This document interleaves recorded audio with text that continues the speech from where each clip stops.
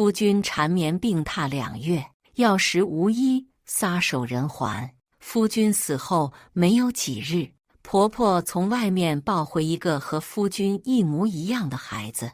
婆婆说是上天看我可怜，给了我一个神似夫君的孩子慰藉我。我信了她的话，倾尽全力把孩子培养成状元。养子高中状元后，却对我奉上一碗加了剧毒的燕窝。临死前，我看见我那死了18年的夫君挽着心上人，意气风发地出现在我的面前。原来这18年，我竟然是一直在为他人做嫁衣。我看着他们一家3口交握的手，吐血咽下了最后一口气，重来一世。看着装病的夫君，我转手换了药，想死那就死透一些，别挡我的路。大家好，开始今天的分享之前，希望你能给人间烟火点个订阅，我将会分享更多优质的内容。白儿，我的白儿啊！撕心裂肺的哭喊声让我猛地睁开眼，门被推开了，大丫头小莲急匆匆地推门而入。少夫人，世子爷又吐血了。我看着年轻充满活力的小莲，再低头看看自己洁白如玉的双手，笑出声来。我竟然回来了，回到了夫君司徒白装病的时候。上一世司徒白突然得了重病，吐血不止，我担心的夜不能寐，四处寻找良医为他治病。可惜他的病来得奇怪，药石无医。我花重金请了无数名医看诊，都于事无补。短短2月，司徒白就咽气撒手人寰。他死后，我悲痛欲绝，差点就寻死跟着他去了。司徒白死后，我才18岁，我父母不忍心让我守寡，准备让我家去。谁料婆婆突然从外面带回来一个嗷嗷待哺的孩子，孩子和司徒白一模一样。婆婆说她是上山礼佛遇到了这个被丢弃的孩子，说孩子和司徒白长得一模一样，是老天可怜我失去夫君，特意送了这样一个孩子来慰藉我。我和司徒白虽然成婚不长，但是爱他入骨，于是相信了婆婆的话，没有选择归家，而是留在侯府孝敬公婆，抚养那个神似司徒白的孩子。18年来，我呕心沥血地支撑着这个家，把自己的嫁妆都补贴给了侯府，甚至还把我娘的铺子产业都拿来供公婆和养子挥霍。养子一朝高中状元，我以为苦尽甘，却没有想到等待我的竟然是杀身之祸。想到死前看见司徒白和他心上人柳苏苏携手而立，一家3口团聚的画面，那恨意像是野草般疯长。装病是吧？我就让你真的病入膏肓，药石无医。我和小莲赶到司徒白的书房，大夫已经过了来了，正在为司徒白把脉。司徒白脸色惨白，闭着眼睛一动不动地躺在榻上，衣襟上沾满了血迹。上辈子看见他这样，我乱了心神，当了真，马上拿出重金去为他请医生治病。这辈子则不一样，我拎着帕子揉揉眼角，滚下泪来，嘴里楚楚可怜地叫：夫君，夫君，你是怎么了？你不要吓蓉蓉啊！我一边哭一边暗地里却在观察榻上的司徒白，只见他面红齿白的，哪里有生病之人的羸弱？至于他身上的血迹，不用说，也是鸡血、猪血、鸭血等冒充所致。婆婆伏在司徒白身旁，哭得伤心欲绝。公公唉声叹气，不停地踱步。我仔细观察，婆婆直着脖子干嚎，帕子抹上眼睛就有泪水滚出，那帕子只怕和我一样是抹了生姜水所致。公公虽然在叹气，不停踱步，面上眼里那里有一丝半丝的悲伤，可见司徒白装病，婆婆公公也是知晓的。上辈子我单纯不谙世事，一心只贪恋司徒白的容颜，即使知道侯府败落只是一个空架子，也要嫁过来。经历过一世磨难，我哪里还能不明白司徒白求娶我这个商户之女的用意？侯府入不敷出，只有空架子，而我这个商户之女最不缺的就是钱。拿了我的钱补贴侯府，让我像是管家佣人一样为他一家操劳养孩子，他则和心上人柳苏苏逍遥快活，真是打得一手好算盘啊！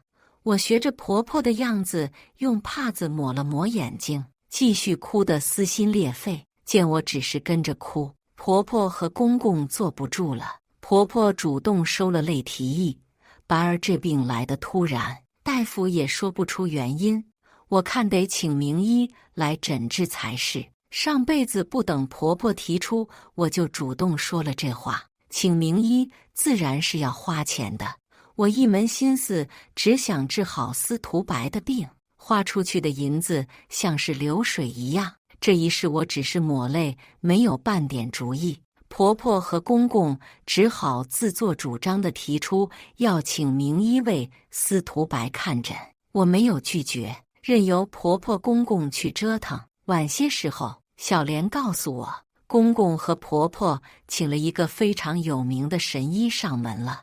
我握住帕子，被小莲扶着去见了请来的神医。进门就见神医在为司徒白把脉，我目光落在神医脸上，心里冷笑连连。只因这神医我死前曾见过，他面白无须，满脸谄媚，笑着唤司徒白世子爷，唤柳苏苏妹妹。眼前的所谓神医是柳苏苏的哥哥柳怀伪装的。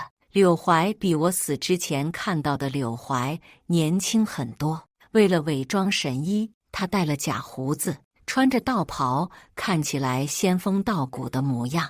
他替司徒白诊脉后，一脸凝重：“世子爷这病凶险啊！”婆婆闻言哇地哭出声来：“怎么办？现在怎么办呢？我的白儿还这么年轻，她可千万不能有事情啊！”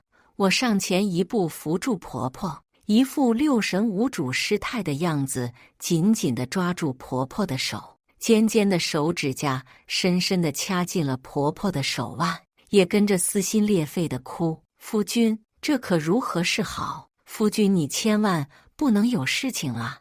我和婆婆一个比一个嗓门大的干嚎：“我是装的。”婆婆眼泪刷刷的掉，疼的没人接话往下问。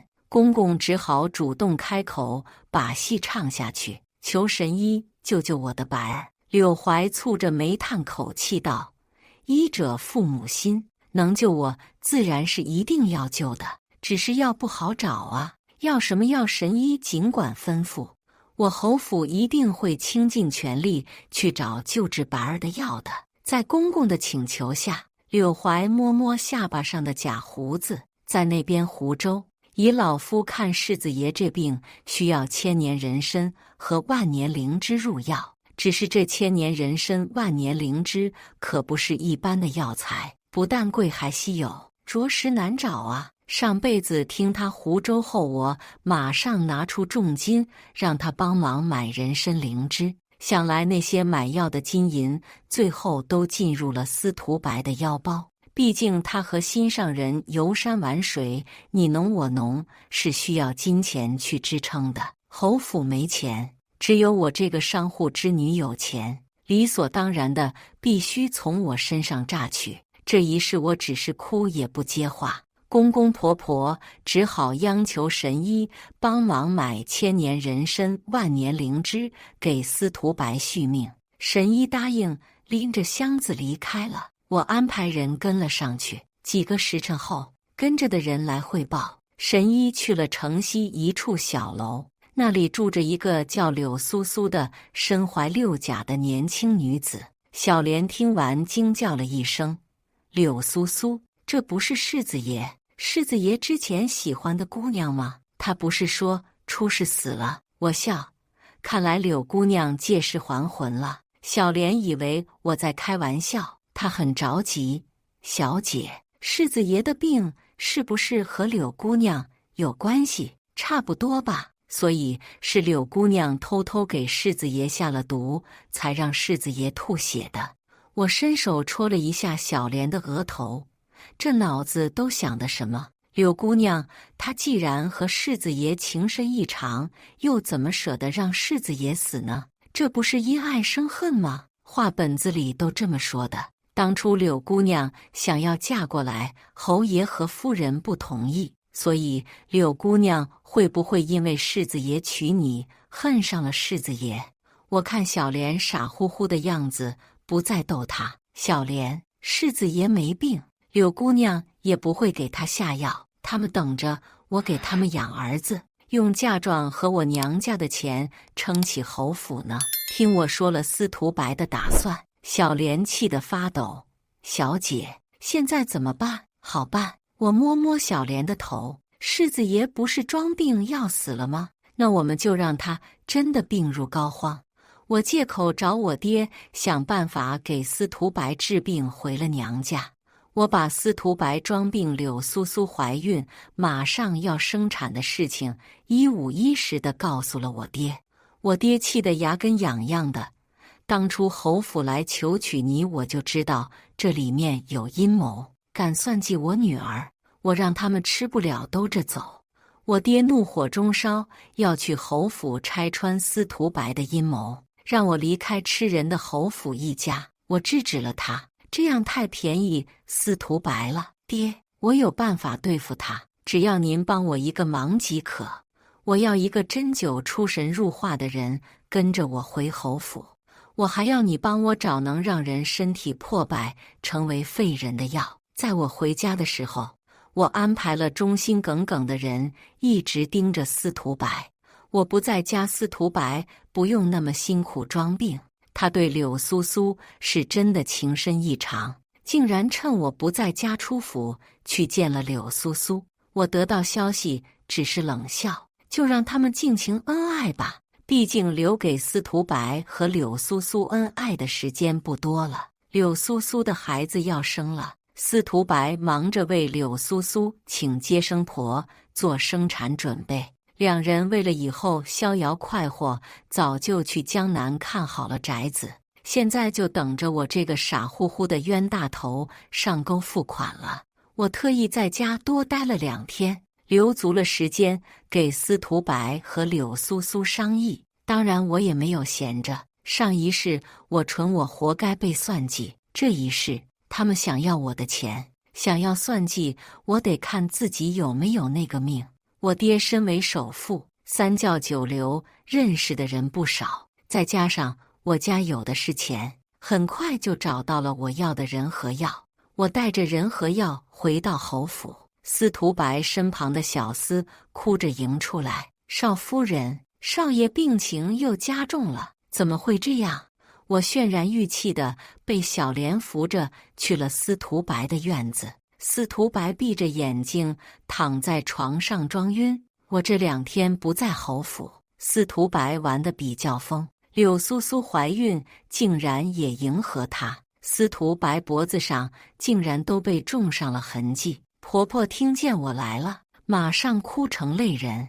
我进去，她就抓住我的手哭诉：“白儿又吐血了。”静容，神医说的1000年的人参，万年的灵芝，有着落了吗？我摇头，这种东西可遇不可求，一时半会的也找不到，那怎么办？要是没有1000年人参，万年灵芝，我的白儿只怕……婆婆话没有说完，又开始嚎哭。我在旁边劝，只要1000年人参，万年灵芝能让夫君身体恢复，花再多钱我都愿意。母亲放心，一定会找到的。我马上就安排人去张贴告示。听我这样说，婆婆马上就收了泪，握着我的手，对着我说了一通感激涕零的话。次日一早，就有了1000年人参和万年灵芝的消息，据说是从遥远的雪域找来的，因为稀有，路途遥远，要价非常高，要5万两银子，正好是我能拿出来的数目。我是商户女，不是普通的商户女，而是首富之女。我这个商户女能够高价给侯府世子，我的首富爹妈非常高兴，大手笔陪嫁了我10万白银，还有无数珠宝。侯府入不敷出，我一直在往里面贴钱，算起来嫁给司徒白1年，我已经贴进去我1半的嫁妆了。司徒白知道我手里有5万白银，胃口挺大，开口就全要去了。我当然得成全他，我给了那个拿着千年人参万年灵芝的人5万银票，对方留下人参灵芝，乐呵呵地离开了侯府。事不宜迟，我马上让人熬制人参和灵芝，端去了司徒白的榻前。这次端过去的可不只是滋补身体的药，里面还添加了我花重金找来的能让司徒白身体破败的药。司徒白人继续伪装昏迷，我让小莲扶着他，亲自把药灌进了司徒白的嘴里，一滴都没有剩下。司徒白喝下药后，我放心了，有千年人参和万年灵芝，夫君一定会好起来的。婆婆也跟着附和，白儿一定会好起来的。静容你也操劳到现在了，回去休息吧。我不放心夫君，有我和你公公呢。再说还有这么多佣人，你不用担心，回去休息，有事情我会第一时间叫你的。婆婆假惺惺的关心我，让我去休息。我知道他们是要私底下商议，于是善解人意的扶着小莲的手离开了。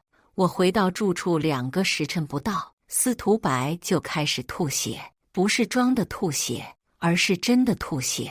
那血吐的天女散花一样，到处都是。婆婆和公公就守在旁边，和司徒白商议5万两银子怎么花。猝不及防，都被吐了一身血，惊天动地的惨叫声传来。我马上带走小莲过去看热闹，这下子不用装晕，司徒白人完全陷入了真正的昏迷中。公公和婆婆都被这意外情况给惊呆了，正在那边给司徒白掐人中忙得不亦乐乎。我捏着帕子看着到处喷洒的鲜血，哭的那个伤心。这是怎么回事啊？不是刚刚服下千年人参万年灵芝吗？怎么会没用？小莲接过话，不会那万年灵芝千年人参是假的吧？一定是这样，杀千刀的竟然敢用假药骗人，马上报官抓住那个卖假灵芝人参的。婆婆公公还想阻拦，我哪里会给他们机会，马上安排我的陪房去报官抓人。官府马上布控抓人，抓捕的捕头捕快我都安排了重金贿赂，他们非常积极，只是搜遍全城，就是找不到那个卖人参灵芝的人。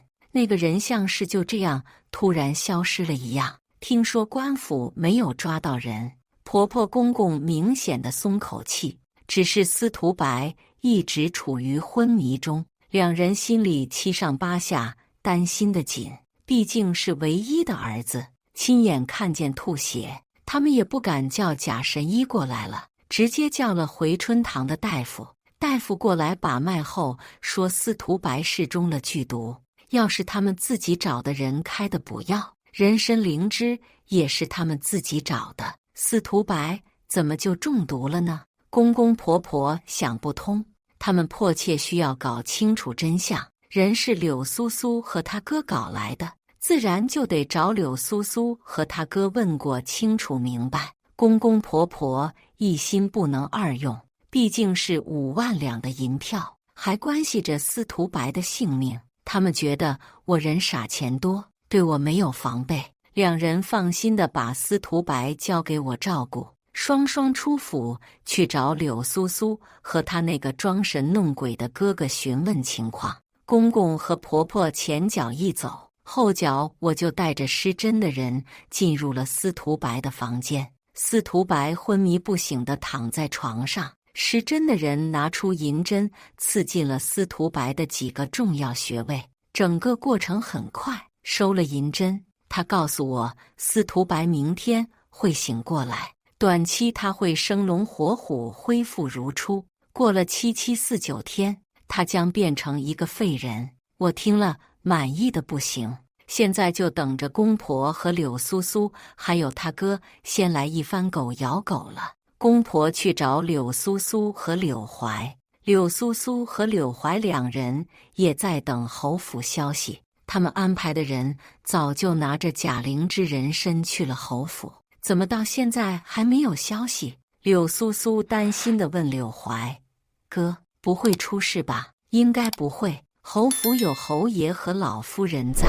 那个舒敬荣是个蠢货，一心只扑在世子爷身上，绝不会想到我们做局骗他的。那人怎么还没有回来？再等等看。”柳怀安慰。柳苏苏想了想：“哥，会不会你安排的人带走银票逃走了？”“不会吧？”柳怀嘴里说着不会，心里也有些不安。毕竟5万两银票不是一点半点钱。柳怀正打算出门去看看的时候，侯爷和侯夫人找上门来了。看见公婆亲自过来，柳苏苏和柳怀都很惊讶，马上请他们坐。公婆却没有好脸色。婆婆先质问柳怀：“你让人拿来的灵芝和人参到底是什么做的？为什么白儿吃了会吐血？大夫说白儿中毒了，这是不是你们兄妹搞的鬼？怎么可能吐血？那灵芝人参都是滋补的药物，我们和世子爷一条心，苏苏又怀了世子爷的孩子，怎么可能会害世子爷？”公婆也觉得柳家兄妹不会害司徒白，只是司徒白中毒的事情实在无法解释。几个人扯皮了一会后，公公问了银票的事情。“银票呢？你们应该拿到了吧？把银票给我。”柳苏苏和柳怀对视一眼，摇头。公婆当下就跳起来了：“怎么会没有拿到银票？明明舒敬荣把银票亲自交给了你们安排的人的。侯爷夫人，那人到现在还没有回来，这都过去了这么长时间，人呢？人去了哪里？”柳怀哪里知道人去了哪里？公婆对柳怀的怀疑越来越大了。“是你和你妹妹想要媚那5万两银票是不是？”“不是，我们没有。”柳怀和柳苏苏都否认。只是怀疑的种子已经种下，人是你们找的，银票也是被他拿走了。现在你们说找不到人，这话说出去骗鬼吧？公婆怒了，在那边闹腾，银票没有了，司徒白又中毒，第一怀疑对象就是柳家兄妹。柳怀和柳苏苏冤枉到极致，一直在叫屈。柳苏苏楚楚可怜的：“我和世子交心多年，我是什么人，世子最清楚不过。我要是做了对不起世子的事情，天打五雷轰。”公婆都是老狐狸，哪里相信柳苏苏的誓言，直言要安排人把柳苏苏和柳怀看管起来，等司徒白醒来再做决定。柳苏苏一直被司徒白宠着，什么时候受过这样的气？当下气急攻心，动了胎气，叫喊肚子疼。见柳苏苏捂着肚子喊疼，公婆也慌了，马上安排人叫了稳婆。好在接生的婆子早就找好了。柳苏苏痛叫了1个晚上，终于生下了一个儿子。过程虽然凶险，但是结果不错，司徒家有后了。公婆这边为多了孙子开心，侯府的心腹也及时汇报了好消息过来。侯爷夫人，世子爷醒了，这是双喜临门的好事情啊！公婆喜气洋洋地返回侯府。我借口守了一夜，回房休息，让他们一家3口好有时间商议接下来的打算。司徒白醒来后，感觉身体没有任何不适应，他以为昨天吐血昏迷是补太过所致。听说心爱的柳苏苏生下了儿子，司徒白迫不及待地想要去看柳苏苏，连公婆提醒他5万两银票消失不见，他也不在意，反正舒敬荣有的是钱，到时候再从舒敬荣身上要钱不就行了。他这个时候出去找柳苏苏看他们的宝贝儿子肯定不合适。公婆劝他不急这一时，要是被舒敬荣发现，可不得了。你也不想功亏一篑吧？司徒白想了想，决定把假死计划提前进行。那我就先假死脱身，这样一来，我就能和苏苏还有我们的孩子长相厮守了。这件事还是三思。公公劝阻，5万两银票还没有下落呢。要是那个柳苏苏和柳怀设计你，事情就不好收拾了。苏苏对我一往情深，他绝不会设计我的。现在只需要瞒住舒敬荣那个蠢货就行了。司徒白对柳苏苏是绝对信任，他不屑地和公婆说我舒敬荣那个蠢货眼里只有我，不用担心被他发现不对。我这就假死出去和苏苏团聚，等孩子满月后，娘你再把他抱回府中，养在舒敬荣名下。这样一来，他就不会改嫁，舒家的所有财产以后就会归我儿所有。等时机成熟，再一碗汤药送他归西。这个计划是他们一家早就深思熟虑过的，公婆没有反对。于是我在床上躺了不到4个时辰，就听见司徒白的院子传来嚎哭声。司徒白没有了。司徒白的葬礼很快，上辈子司徒白假死，我伤心欲绝，叫了道士和尚做足了7七49天道场超度他。这辈子我装悲痛欲绝，躺在床上装病，爬不起来，完全不出面。公婆草草就把丧事给办了，没有我盯着，他们很敷衍，也丝毫不担心。把司徒白的棺材里装了一些衣服，直接埋了。司徒白小厮装扮堂而皇之的出府去找柳苏苏，我安排的人一直盯着他们。柳苏苏人在月子里，自然不能长途跋涉。司徒白和柳苏苏打算等满月后再去江南。本来他们是计划用那5万两银票去江南买宅子过奢华生活的，现在5万两银票不知所踪，缺钱成了他们最大的难题。5万两银票一直没有下落。司徒白嘴上说不在意，心里怎么能不在意？他一直在暗地里查找那个带着银票消失的人的下落，只可惜他是无论如何都找不到人了。那个卖人参的人早就被我控制住了。上辈子司徒白和柳苏苏拿着我的5万银票，财大气粗，衣食无忧，自然不会有局域。但是这辈子不一样，5万银票不知所踪，侯府那边也拿不出太多钱来救济他们。司徒白和柳苏苏的日子过得很不好。司徒白一开始还处于和心上人双宿双飞的愉悦中，后来随着日子开始不好过，他脾气越来越不好，柳苏苏也不痛快。没钱谈什么感情啊？柴米油盐会耗费精力的。两人你侬我侬，情深意长的局面维持不下去了，竟然发生了争吵。没有钱的确是件非常烦恼的事情。司徒白还妄图让他父母从我手里弄钱，只是我现在一毛不拔，毕竟我的嫁妆都贴给了侯府，我现在也没有什么钱。婆婆竟然无耻地给我支招，让我回娘家问我爹妈要钱。结果我爹妈上门来了，说司徒白走了。我和司徒白婚后没有小孩，也没有必要留在侯府，准备让我改嫁。侯府怎么可能会放我这个摇钱树走？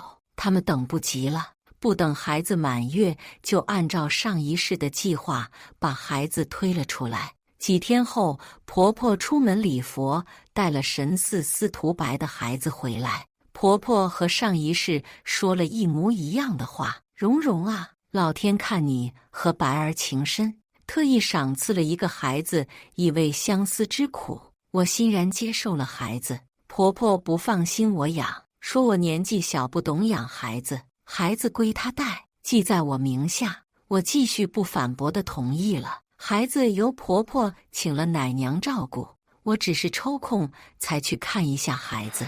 就这样过了749天，司徒白出事了，他没法站起来了。一开始，他和柳苏苏都没有意识到事情的严重性质，直到司徒白发现自己不只是腿没有知觉，手也没有了知觉，他不敢声张，毕竟他已经是一个死人。于是花了重金，私底下请了大夫过来查看。大夫对他的病一筹莫展。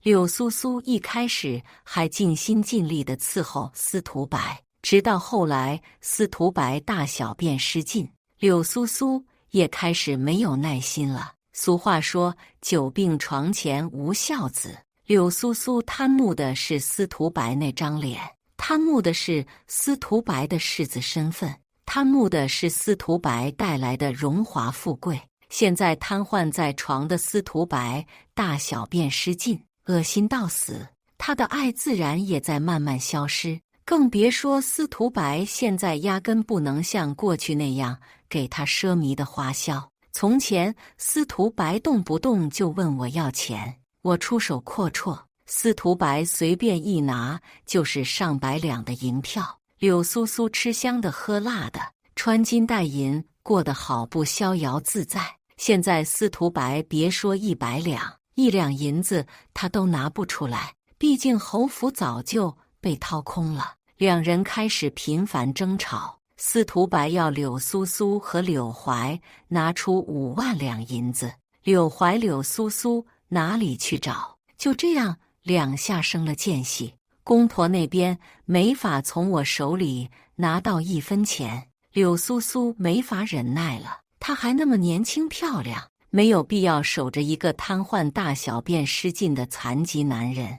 再找了几10个大夫看过，确定司徒白真的站不起来，只能一辈子瘫痪在床后。柳苏苏再也没法淡定了，她这么年轻漂亮，为什么要守着一个瘫痪灭有钱的人过日子？她开始谋划自己的退路，偷偷地找下家。司徒白自然也不是傻子，柳苏苏对他的态度改变，他看得清清楚楚。曾经的山盟海誓和现在的冷淡成了鲜明对比。司徒白心里不是一般的难受。柳依依嫌弃他，司徒白一清二楚的。司徒白也开始防着柳苏苏，安排了人跟着柳苏苏，然后发现柳苏苏竟然背着他去勾搭京城的有钱公子少爷。司徒白崩溃了，他无论如何都没有想到柳苏苏会背弃他。柳苏苏那么温柔地说爱他，他们说的情话多得数不清。柳苏苏说，无论司徒白变成什么样子，他都会陪着他。可是现在，在司徒白瘫痪没有几个月的情况下，柳苏苏他就放弃了他，什么真情爱恋都是假的。司徒白恨得不行，也后悔到极致。他为了柳苏苏假死抛弃了侯府，抛弃了那么爱他、言听计从的我。他做了这样大的牺牲，得到这样的回报，让司徒白无法忍受。再次得知柳苏苏背着他和一个有钱的公子哥来往后，司徒白起了杀心。柳苏苏不知道，他偶然在街头遇到的年轻英俊的小公子，其实是一个娈童。我花钱请了一个和司徒白长得一样帅气的娈童，伪装贵公子和柳苏苏偶遇。娈童挥金如土，比司徒白有过之无不及。再加上娈童温柔体贴，长相俊秀，柳苏苏马上就变心了。他背着司徒白和娈童滚上了床，娈童花样繁多。柳苏苏享受了在司徒白身上没有享受到的乐趣，越发的乐不思蜀。反正司徒白已经成了一个废人，柳苏苏也不顾及，开始成天不归家。司徒白恨到极致，让伺候的人给侯爷传了消息，他要弄死柳苏苏这个贱人，他要回家。侯爷和侯夫人知道柳苏苏干的事情后，也气得不行。5万两银票不知所踪。柳苏苏兄妹一直说不出所以然。侯爷和侯夫人现在万分确定柳苏苏和柳怀兄妹害司徒白瘫痪，贪污了这笔银子。想到儿子司徒白被害成这样，侯爷和侯夫人怎么能不恨？于是对柳苏苏和柳怀下了杀手。他们让人给柳苏苏和柳怀服用了安睡的药物，然后在夜深人静时候安排人放火烧了柳苏苏和柳怀的居住的院子。柳怀死了，柳苏苏还吊着一口气被我安排人救了出来。她一张脸已经完全毁容，身上没有一块好肉。我让人吊着柳苏苏的命，和柳苏苏相好的娈童来看了柳苏苏，柳苏苏连哭都没法哭出来，只是喊疼。娈童心疼到极致，也告诉了柳苏苏真相，是侯府做的。我打听过了，出事那天晚上，侯府的人偷偷摸摸去了你们住的地方，带走了一个瘫痪的人。柳苏苏不愿意相信司徒白会这样害自己，可是他也知道自己背弃了和司徒白的誓言。司徒白可不是什么善人，他能那么歹毒地算计自己的结发妻子，对他自然也不会留情。他已经变成了这妇人不人鬼不鬼的样子，哥哥也受了连累，被烧死。柳苏苏怎么能不恨？他鸣冤击鼓状告司徒白，司徒白假死的事情就这样被曝光了。两个曾经恩爱到极致的人在公堂上对峙，他们在公堂上唇枪舌剑，互相指责，一时间被传得风一样快。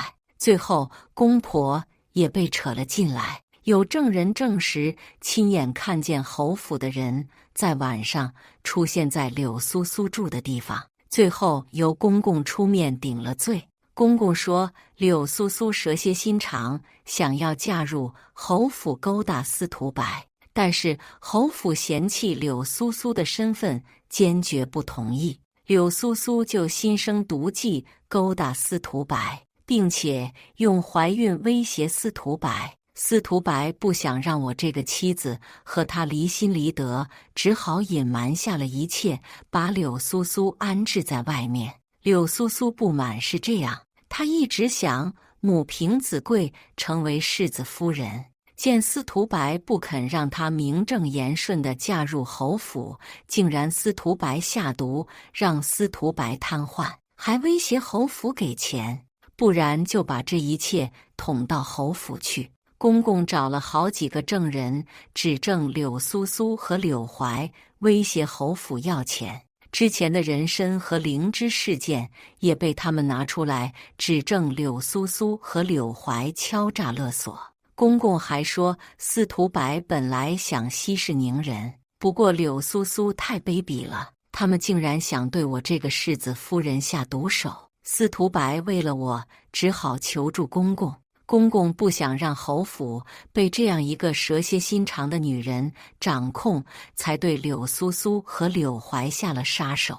公公的证词其实难以自圆其说，不过他毕竟是侯爷，瘦死骆驼比马大，而柳家兄妹只是普通人，和侯府斗自然没有任何胜算。不过柳怀被烧死是事实，柳怀死了，公公难辞其咎，被下狱。司徒白则光明正大地回到了侯府，他以为等待他的会是过去的好日子，却不知道让他回来是我的计划之一。收拾了柳苏苏和柳怀这对贱东西，现在轮到司徒白和他的私生子了。司徒白回到侯府，急切地安排人来找我，我带着小莲过去。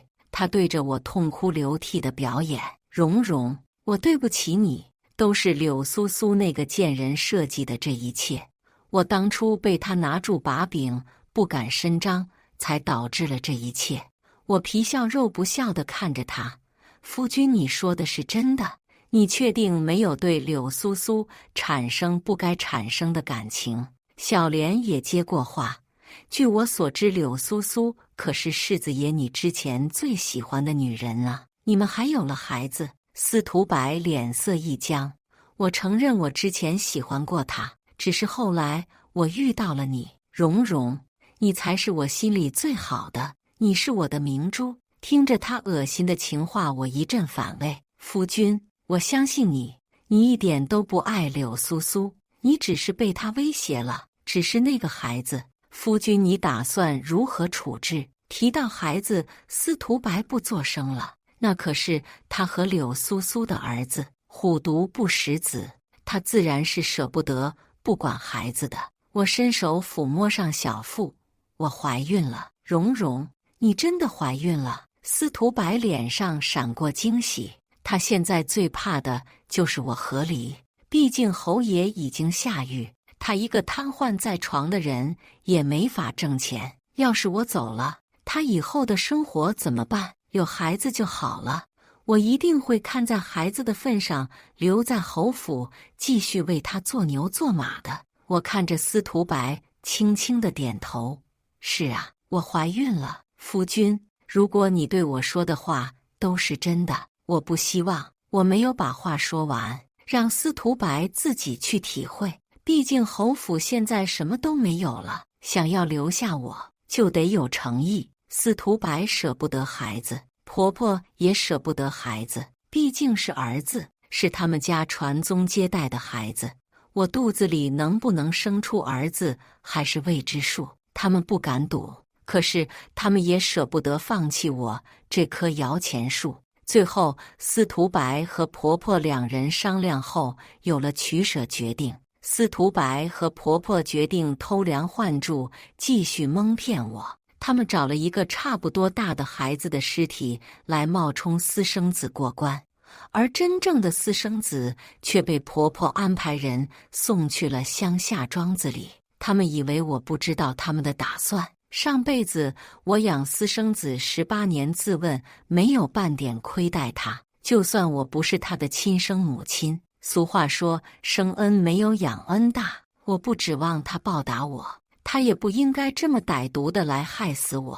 重活一世，我可不是什么良善之人。私生子去庄子的路上遭遇了匪患，陪同去的丫鬟婆子侥幸逃过一命，但是私生子却被为首的匪首一刀劈成了2段。丫鬟和婆子带着私生子的尸体回来，婆婆刚刚把假尸体让我过目，回到院子里，看见私生子的尸体，当下就晕了过去。这还不是终结，跟着牢狱那边传来公公的消息，他生了重病，也去见了阎王。婆婆当下就病倒了。我带着小莲氏急，慢声细语地告诉她事情的真相。公公是我安排人弄死的，至于私生子的匪患，也是我的手笔。当然还包括司徒白瘫痪。婆婆年纪大了，听我慢条斯理、一五一十地告诉她真相，气得当时就昏厥了过去。等婆婆醒过来，一切已经变了天，她的人都被我找理由发卖了出去。现在婆婆身旁都是我的心腹之人，婆婆深受打击，一病不起，我自然不会好心给她请大夫。他在床上躺了10来天，就这么去见了阎王。公公死了，司徒白还没有那么担心，毕竟公公人在牢狱也帮不了什么忙。直到婆婆也死了，他才开始慌了。司徒白担心自己会被抛弃，毕竟他自己做了什么一清二楚，他的担心不是多余的。婆婆死后没有几天，他身旁最得力的小厮就出事了。我一个接着一个的找理由，把司徒白忠心耿耿的人都收拾了。司徒白无能为力，毕竟一个瘫痪在床、没有行动能力、也没有钱的废人是完全没有话语权的。在他身旁的人一个不剩后，司徒白感觉到了危险，我也和他正式摊牌了。司徒白被我的人拎着头发从床上拽下来，扔去了柴房。柴房里又冷又脏又硬，我笑着告诉司徒白：“夫君，以后你就在这里生活，一直到你死。”司徒白恶狠狠地对着我吼：“为什么？毒妇，你为什么要这样对我？为什么你不知道呢？我以为夫君你自己心里很清楚啊。我笑靥如花地看着司徒白，在你装病假死，准备和你的柳苏苏私奔那天开始，你就应该想过自己会有今天的结局呀。是你设计的，这一切都是你设计的，你好狠毒的心肠啊！司徒白气得发抖。我笑，和夫君你相比，还是差了一点点。夫君放心，我会慢慢向你看齐的。我是侯府世子，毒妇你就不怕被人发觉吗？不会，你爹妈我都已经送他们上西天了，包括你那个私生子也去见了阎王。对了，柳苏苏前天熬不过去也死了，看算计我的人他们都死了，你怎么能活着呢？毕竟你才是罪魁祸首。我笑着告诉司徒白我的计划，你安心的在这里享受吧，我会让你冬冷夏热的。另外，你和家里养的大黄一样的吃食，在你受尽折磨的时候，我会找一个心爱的郎君恩爱，然后生下我们的孩子养在侯府。这是司徒白当初对我做的事情，我以眼还眼，以牙还牙，还给了他。司徒白目眦欲裂，破口大骂，我让人堵住了他的脏嘴，最后告诉司徒白，夫君你得好好活着，看着我生下孩子，等我生下孩子后，你就可以放心的走了。2年后，我生下了一个白白胖胖的儿子。又过了1年，我生下了一个可爱的女儿，儿女双全。人都道司徒白好福气，瘫痪还能有儿有女，只有我知道，司徒白他早就在2年前咬舌自尽了。陪在侯府的只是一个戴着人皮面具的属于我的心爱的男人，是时候让司徒白离开我的生活了。很快侯府传来司徒白的死讯，我为他风光大葬。司徒白死后3年，我重新嫁人，带着我夫君和儿女过上了幸福美满的生活。以上就是今天分享的故事。